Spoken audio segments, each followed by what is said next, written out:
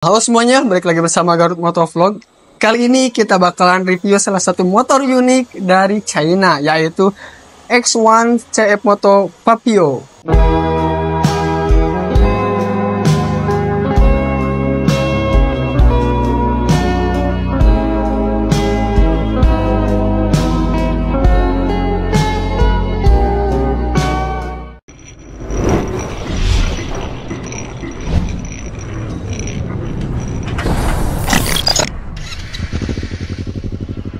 Seperti biasa, kita akan bahas mulai dari tampang depannya dulu.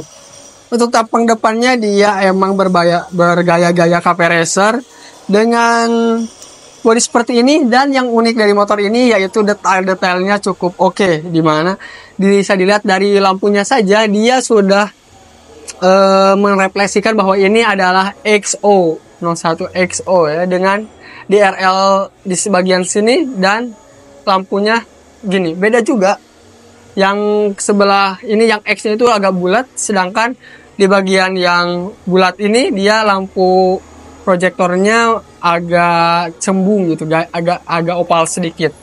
Nah, untuk bodinya juga dia unik karena apa? Karena dia bodinya segini tapi visornya ini di sini dan ada tambahan sebelah sininya. Jadi nyambung ke sebelah sini. Ini tuh detail-detail yang menurut gua out of the box dilakukan oleh pabrikan Cina. Jadi desainnya itu pas banget, nyentrik banget. Lalu bagian bawah sini dia menggunakan shockbreaker model upside down yang travel suspensinya cukup panjang, dan dia menggunakan velg berukuran 12 inci dengan dibalut ban berukuran 120/70.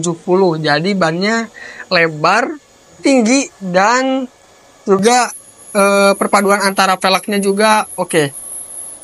Nah, untuk velgnya sendiri dia menggunakan velg palang 3. Lalu di bagian pengeremannya juga dia cukup spesial karena dia sudah menggunakan ABS dual channel. Jadi baik yang depan dan belakang dia sudah menggunakan ABS. Untuk lingkaran cakramnya dia berukuran 210 mm dengan diapit kaliper 2 piston.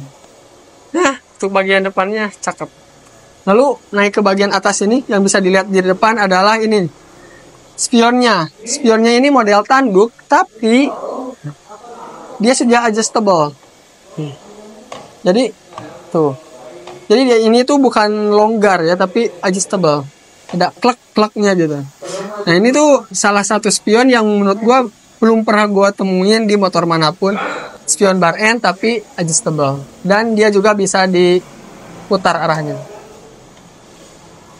Mantap. Sekarang kita bahas untuk bagian pinggirnya. Untuk bagian pinggirnya ini merupakan sisi sebelah kiri. Nah, yang bisa kita lihat dari motor ini dari sebelah kiri adalah ini. Fairingnya itu dia half fairing atau setengah. Dan di bawahnya ini mesinnya masih terekspos. Dan yang bagusnya adalah dia ini kalau misalkan di kelas motornya itu sama kayak Honda Duck dan Honda Monkey. Lalu kalau dari Kawasaki ada Z125. Nah, ketiga motor itu, si engine-nya itu dibuat tertidur. Jadi kayak motor-motor bebek. Sedangkan dia engine-nya dibuat berdiri. Jadi kesannya padat gitu. Di sebelah sini tuh padat, gak kopong. Nah, selain itu, dia juga punya ini, yang knalpot yang melintang masuk ke dalam.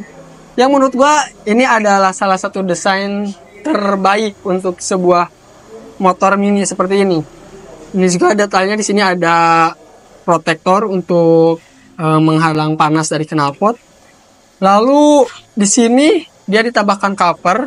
Nah, meskipun di sini ada bolong-bolongan palsu ya. Jadi ini tuh cuman kancing-kancing dan ya seperti ini aja gitu. Nah, ini baru anak kunci asli untuk membuka joknya. Nah, di sebelah sini tuh ada beberapa peranti ya kelistrikan yang ditutup.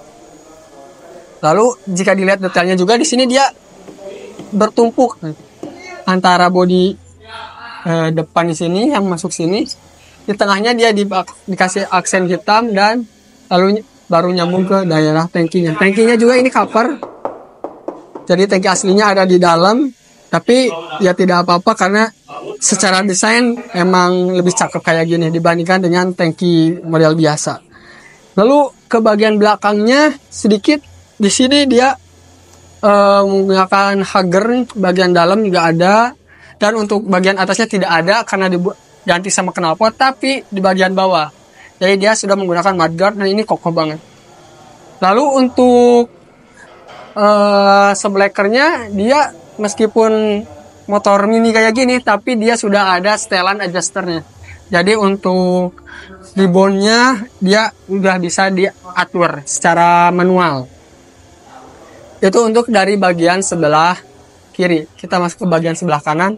Ini untuk bagian sebelah kanannya. Untuk sebelah kanannya terlihat lebih simple, cuman yang terekspos di sini yang terutama yang paling enak dilihat itu ini nih. Dia armnya itu model oval kayak gini, panjang, dan untuk setelan rantainya juga dia bentuknya kayak gini dan rapih gitu. Cuman yang agak mengganggu dari motor ini untuk dari sebelah kanan adalah ini. Perkabelan di sini tuh agak sedikit semrawut ya. Kayak gimana gitu. Tapi ya overall sih oke aja gitu. Nah, di sini dia untuk rem belakangnya menggunakan cakram berukuran 190 mm dengan ABS juga dan dengan kaliper 1 piston. Cukuplah untuk memberhentikan motor 125 cc. Untuk bagian belakang juga sama, dia pakai ring 12, cuman ukuran bannya lebih lebar yaitu 130/70. Nah, dari sebagian kanan juga ini bisa terlihat lebih jelas ya si knalpotnya, tapi akan lebih jelas lagi kalau dilihat dari belakang.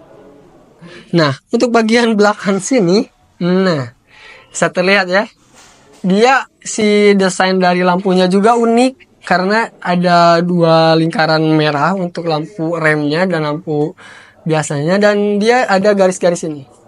Ini tuh kayak Honda desain Honda model-model jadul lah kayak NSR gitu ya. NSX gitu. Bulat-bulat kayak gini, dan knalpotnya dia ada di tengah nih. Bisa terekspos di sini, dan dia penempatan knalpotnya juga oke banget, nyambung banget dengan keseluruhan desain body. Lalu di bagian bawah dia ada mudguard nih yang untuk plat nomor, dan juga ini untuk lampu liftingnya dia ada di sebelah sini di bawah. Ini untuk shockbreakernya bisa terlihat dari bagian belakang, dan kita bahas sekarang untuk panel-panel instrumen yang ada di motor ini.